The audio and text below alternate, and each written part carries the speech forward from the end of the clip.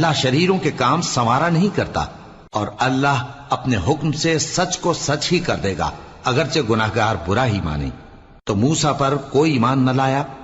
مگر اس کی قوم میں سے چند لڑکے، اور وہ بھی فرعون اور اس کے اہل دربار سے ڈرتے ڈرتے کہ کہیں وہ ان کو آفت میں نہ پھنسا دے۔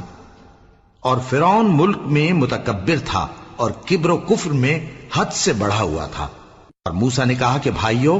اگر تم اللہ پر ایمان لائے ہو تو اگر دل سے فرما بردار ہو تو اسی پر بھروسہ رکھو۔ پس وہ بولے کہ ہم اللہ ہی پر بھروسہ رکھتے ہیں۔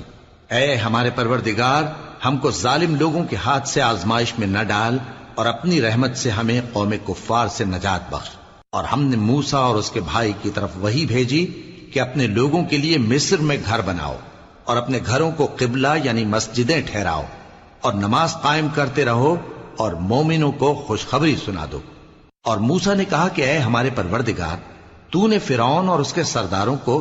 دنیا کی زندگی میں بارونق ساز و سامان اور مال و زر دے رکھا ہے، اے پروردگار کیا اسی لیے کہ وہ تیرے رستے سے گمراہ کر دیں؟ اے پروردگار ان کے مال کو برباد کر دے، اور ان کے دلوں کو سخت کر دے کہ ایمان نہ لائیں جب تک عذاب علیم نہ دیکھ لیں۔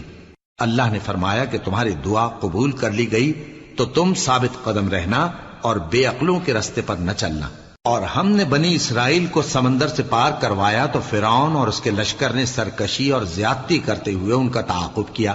یہاں تک کہ جب اس کو غرق کرنے والے عذاب نے آ پکڑا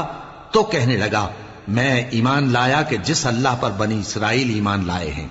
اس کے سوا کوئی معبود نہیں، اور میں فرما بردار